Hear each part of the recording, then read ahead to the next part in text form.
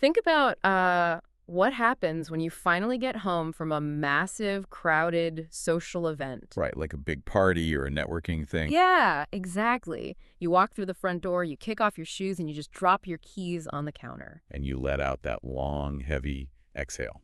We all know that feeling. Hmm. But for a lot of you listening right now, you aren't just taking off your coat when you walk through that door, you are literally taking off a mask. Oh, definitely. I mean, it's a nearly universal human experience. Right, because think about it. At that party, you might have been the one holding court, laughing the loudest, making absolutely sure everyone felt included. Or, on the flip side, maybe you were the one just lingering near the bookshelf all night. Yeah, quietly observing the room, just waiting for that polite, socially acceptable moment to slip out the back door unnoticed. Exactly.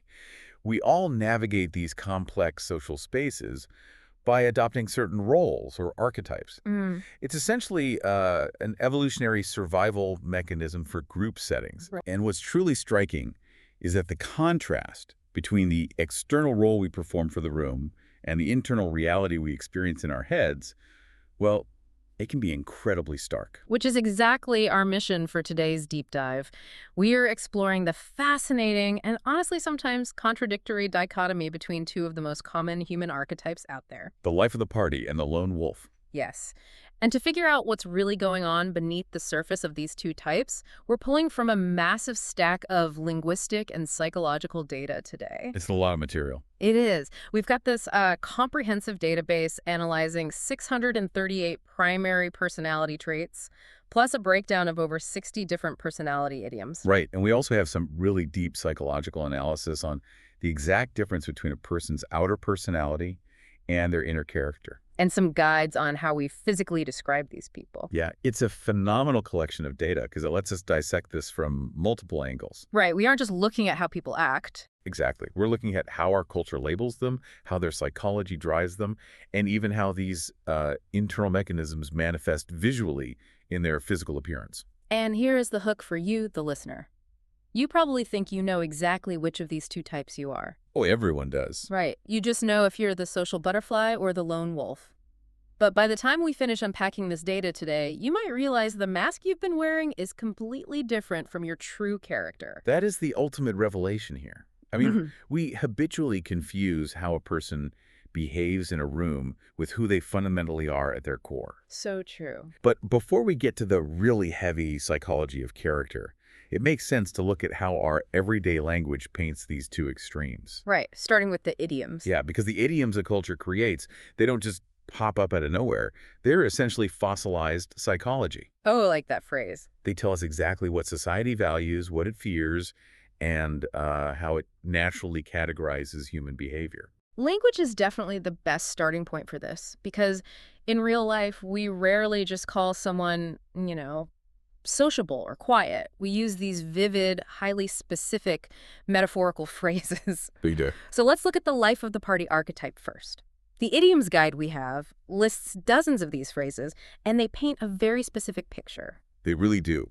And what's fascinating here is how these idioms focus almost entirely on external energy, Right? like the ability to thrive specifically in group ecosystems.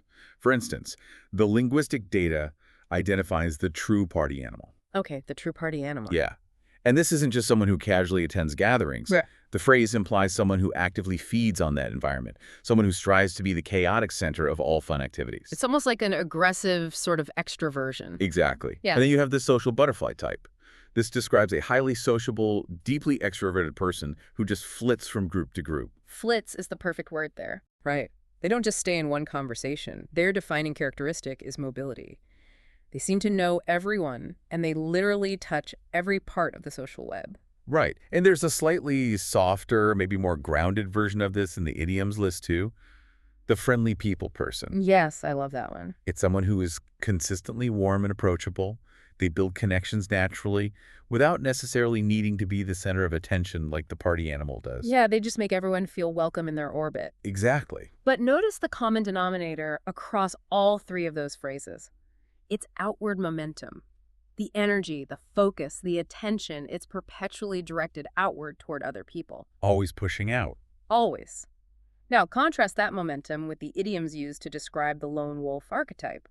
The data defines the independent lone wolf as someone who actively prefers solitude. Right. They work alone, they're highly self-reliant, and individualism isn't just a preference for them, it's their core defining trait. And there are variations of that inward momentum, too, Yeah. just like with the extroverts. Yeah. Yes, the data breaks it down further. We have the quiet silent type, which describes someone who listens infinitely more than they talk. Right, they're taking it all in. Exactly.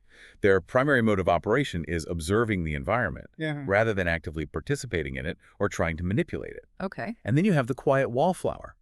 This implies someone shy, deeply introverted, who actually prefers to stay completely unnoticed in social situations. So they aren't just observing, they're actively minimizing their presence. Spot on.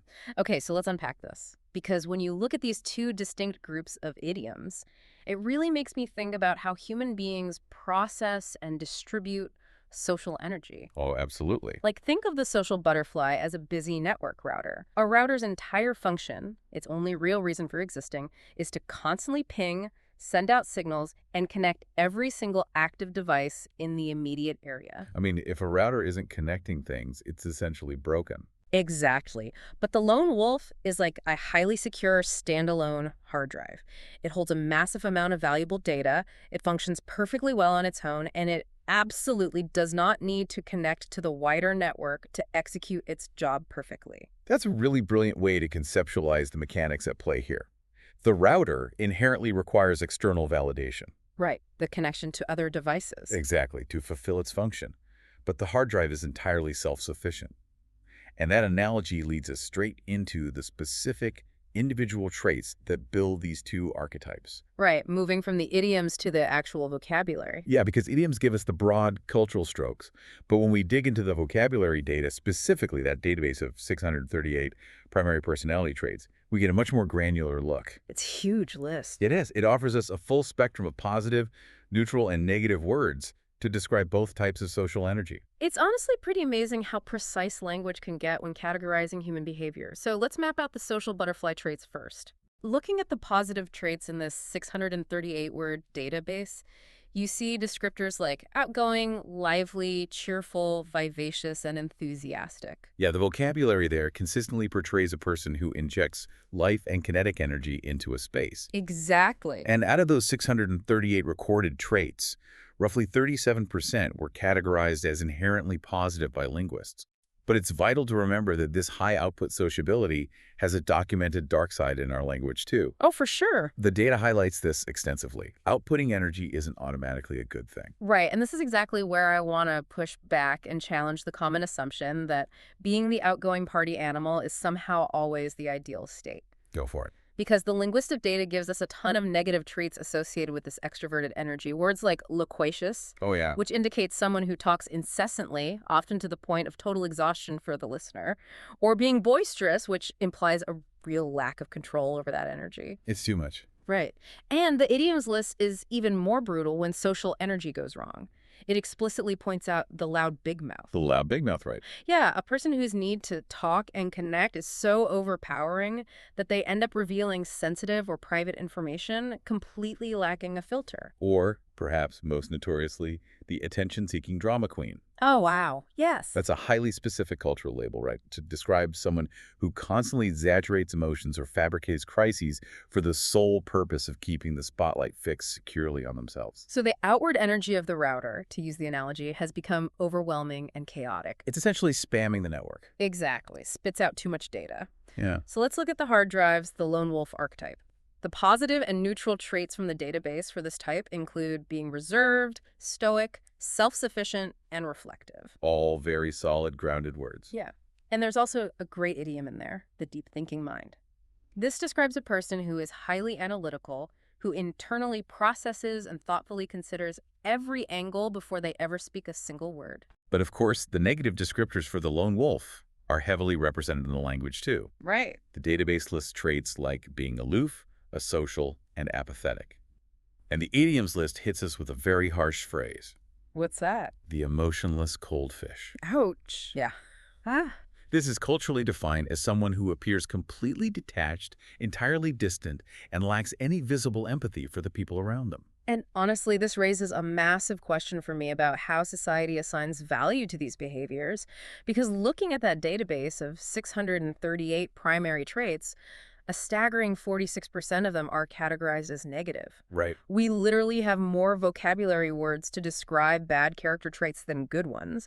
And it makes me wonder, does our culture unfairly reward the party animal while rushing to label the lone wolf with all these negative terms? Well, what do you mean by unfairly reward? Well, we celebrate the highly sociable person because they make things easy, right? They keep the conversation going. But according to the psychological profiles in our data, a so-called social butterfly might sometimes just be what the idioms call a constant yes man. Ah, I see what you mean. Yeah, that's someone who always agrees with the group simply to avoid conflict. They completely lack their own independent opinion. Right. They look highly sociable and cooperative, but mechanically, they are just driven by a fear of rocking the boat. Meanwhile, the lone wolf gets hit with a label like cold fish simply because they aren't actively trying to please everyone in the room. You've just hit on the exact friction point of this entire deep dive. We constantly judge people based on their external behaviors, the volume of their sociability, or the weight of their silence. Right, the stuff we can see. Exactly. But the psychological data we are looking at draws a massive, incredibly rigid line in the sand right here. This brings us to the most crucial distinction of the day. Okay, lay it on me. Everything we have discussed so far, being an outgoing butterfly or a reserved wolf, is entirely a matter of personality. Personality, okay. But how does personality actually differ from character? We have to shift gears from external descriptions to internal psychological realities. This is the part of the analysis that completely shifts how you see people. Because, we use the words personality and character interchangeably all the time in everyday life, Constantly. but psychologists view them as two completely separate mechanisms. They are foundational concepts, but they are completely distinct.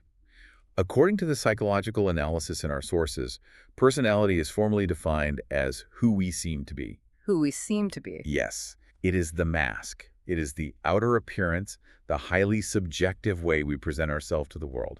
It is the interface we use to interact with the network. Okay. Character, on the other hand, is defined as who we actually are. It is made up of deeply learned behaviors and our core mental and moral qualities. Whoa, okay. Character is entirely objective, and most importantly, it is inherently hidden from sight. So to go back to the a car metaphor maybe, personality is the paint job and the body style, but character is the actual engine under the hood. You can't see the engine just by looking at the car in the driveway. That's perfect. If we connect this to the bigger picture, the psychological data points out two profound differences in how these mechanisms operate. Okay, what's the first then? First, a person's personality can and does change over time, often fluctuating wildly depending on the immediate situation or environment. Like acting different at work versus at a party. Exactly. But a person's character remains incredibly stable and enduring. Second, and this is the vital mechanism to understand personality, requires the validation and support of society to exist. Oh, wow. Yeah, character does not need any societal validation whatsoever. Okay, hold on. Let's apply that directly to our two archetypes so we can see how this actually works in practice. Let's do it. The party animal is purely a personality trait. Why? Because it absolutely requires external societal validation to function. You literally cannot be the life of the party if there is no party. You require an audience. Yes. But that person's character, the hidden moral engine driving that extroverted mask, could be absolutely anything. Their character might be a reliable team player, meaning they are deeply dependable, cooperative, and use their social energy to uplift the group. Or, conversely, they could secretly be an obnoxious know-it-all. Oh, right. A character type that acts highly superior and arrogant the moment they are challenged or things don't go their way. The external mask is charming and sociable, but the internal moral baseline is completely selfish. Right. And it works the exact same way for the lone wolf. Exactly. They might project a very quiet, perhaps even aloof personality mask. But their unseen character, their actual moral truth, could be what the idioms list warmly calls a good egg. A good egg. Someone who is fundamentally trustworthy and morally upright, even if they never speak. Or they might have a heart of gold demonstrating exceptional kindness when a crisis hits, even if they don't broadcast that kindness to a crowded room. Exactly. The hard drive might be disconnected from the network, but the data inside is pristine. Here's where it gets really interesting, though. If personality is just this fluid outer shell that can change based on the environment, and character is this enduring inner self. Yeah. Does that mean a lone wolf could slowly morph into a social butterfly over time if their environment changes while their character stays exactly the same? Like, is that psychologically possible? It is more than possible. It is incredibly common. The data confirms that personality is subjective and fluid. Give me an example. Okay, imagine a classic quiet wallflower. Let's say they take a new job in a highly collaborative, incredibly supportive work environment. Over a few years, because the environment is safe, they might learn the behaviors required to become the friendly people person. Oh, so they've completely changed their mask. Exactly. They've updated their personality to match the ecosystem. But if their underlying character was always a reliable team player, that engine hasn't changed one bit. They just found a new, louder way to express it. And I imagine the reverse happens all the time, too. Absolutely. A highly extroverted social butterfly who goes through a period of intense trauma, betrayal, or isolation might adopt a highly guarded lone wolf personality as a defense mechanism. Wow. But their core moral character, whether that character was originally good or bad, remains completely intact beneath the new armor. That is wild to think about. We spend so much of our daily lives judging the mask and so little time trying to see the actual face underneath it. Very true. Which raises a huge practical question. If our inner character is so well hidden beneath this personality mask, is there any way to spot the truth just by looking at someone? Well, the final set of data we have today focuses heavily on the physical tells. Right, the vocabulary we use to describe human faces and appearance. It's an important piece of the puzzle because humans are highly visual, pattern-seeking creatures. We constantly, subconsciously scan for physical tells that match the personalities we are interacting with. We want the outside to match the inside. Exactly. And the linguistic guides on describing people offer a very specific vocabulary for how we perceive these traits. For instance, a highly sociable, outgoing person, our social butterfly, is frequently described as having a very expressive face. Their features are, like, physically animated. Right. The language suggests words like sparkling eyes or a warm gaze, which mechanically indicates openness and a biological desire to connect. Right, the router is literally blinking its connection lights. That's a great way to put it. But when the data looks at how we describe a reserved lone wolf, the physical vocabulary shifts dramatically, right? It does. We aren't looking at sparkling eyes anymore. Yeah. The descriptors point toward a penetrating or keen, unblinking gaze. Unblinking gaze. Yeah, it's a physiological look that takes information in, processing it deeply, without necessarily giving any emotion back. And we see it in the lower half of the face too, don't we? Yes, the physical descriptors note that a deeply reserved person might be described with lips that are compressed, or a mouth that is held like a tightly drawn bow. This specific figurative language hints at a physical suppression of feelings, or a deliberate, calculated withholding of emotion. But wait, the guys in our data strongly warn against leaning too hard into these physical descriptions, right? Because they can quickly turn into stereotypes. They absolutely warn against it, Yeah. and for very good reason. Relying on physical cliches is the fastest possible way to completely misunderstand a human being's character. Okay. Whether you're a hiring manager judging a candidate or just trying to read a new neighbor, relying on expected physical tells will blind you. We shouldn't rely on cinematic cliches like the brooding bad boy with sharp features to accurately identify a lone wolf. Right. Nor should we ever assume that the flawless beauty with perfectly arched eyebrows is automatically the popular vacuous social butterfly. One of the guides explicitly says that relying on those phrases is the equivalent of using stock photos for human beings. I love that analogy. It's so good. Using terms like chocolate brown eyes or a chiseled jawline is just generic. It tells you nothing about the engine. Real people are defined by their contradictions, by the cognitive dissonance between how they look and who they are. Exactly. The physical shell does not always match the personality mask, which in turn might not match the core character at all. So what should we look for? Look for the contradictions. Hmm. A tough-looking, physically imposing, burly, or stocky lone wolf might have surprisingly gentle eyes. Oh, I see. That one micro-expression, that tiny contradiction between their formidable size and their gentle gaze, tells you vastly more about their true character than a stereotype ever could. And on the flip side, you could have a petite, incredibly youthful party animal who is universally loved and constantly chatting in the office. Sure. But if you watch closely when the room goes quiet, they might be hiding a very sharp, calculating mind behind what the idioms describe as an unpredictable wildcard persona. Yep. They might deploy a crooked, shy smile that completely disarms you and makes you trust them, while their underlying moral character is actually quite ruthless. This is exactly why understanding the nuances of appearance and vocabulary is so vital. It isn't just about categorizing physical traits. Right. It's about actively looking for the friction. Where is the friction between what a person looks like, how their personality behaves in the group, and what their hidden character actually dictates when the pressure's on? That is such a good point. When you observe a gangly or stooped individual, someone who physically folds inward and takes up less space, your brain might automatically assume they are a fragile, quiet wallflower. Right, because of the posture. But put that exact same person in a high-stakes crisis, and their underlying character might reveal what the idioms call a mentally tough cookie. Someone who is shockingly resilient and unshakable under intense stress. Exactly. So what does this all mean for you, the listener? We've covered a massive amount of psychological and linguistic ground today. We really have. We started with the colorful idioms of butterflies and wolves, broke down the specific positive and negative traits that define them, explored the deep psychological chasm between the external masks we wear and the moral character we hide. And finally, look at the physical tells and contradictions on our faces. Right. So why should you, listening to this right now, actually care about all of this? You should care because you are forced to interact with these archetypes and these masks every single day of your life. Exactly. Whether you are managing a complex, difficult team at work, trying to navigate a crowded networking event without burning out, or just trying to finally understand your own chaotic family dynamics, this is your toolkit. It really is. Knowing the fundamental difference between a person's outer personality mask, whether they are the outgoing butterfly pinging every device in the room, or the quiet wolf observing from the edge of the woods, and their true character, their unseen moral baseline, is your ultimate shortcut to truly understanding human beings. It allows you to stop judging the paint job and start evaluating the engine. I love that. And practically speaking, it allows for profound empathy.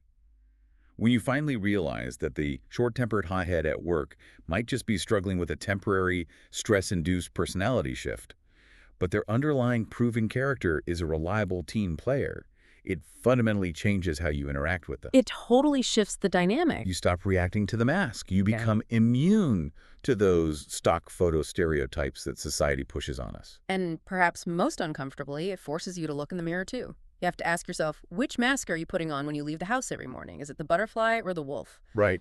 And much more importantly, does that mask accurately reflect the character you cultivate when no one else is looking? That is the ultimate psychological test. And it leaves us with one final, deeply provocative thing to ponder based on the data today. Okay, let's hear it. If personality is truly just an outer mask that absolutely requires the validation of society to exist, as the psychology insists what happens to the life of the party when there is absolutely no one around to watch. Oh, wow. Does the mask simply dissolve? Exactly. And conversely, who does the lone wolf become when they are inevitably forced by circumstances to step up, connect, and lead the pack? That is a fascinating thought to end on. Because eventually the party ends, the lights come up, and the wolf has to come out of the woods. Very true. Thank you so much for joining us on this deep dive. We hope you walk away today with a sharper, more nuanced lens to view the world. So next time you walk into a crowded room, don't just look at who is talking the loudest or who is standing the quietest. Look for the friction. Yes, look a little closer at the masks the people around you are wearing, look for the contradictions, and see if you can catch a glimpse of the real character hiding just beneath the surface. Catch you next time.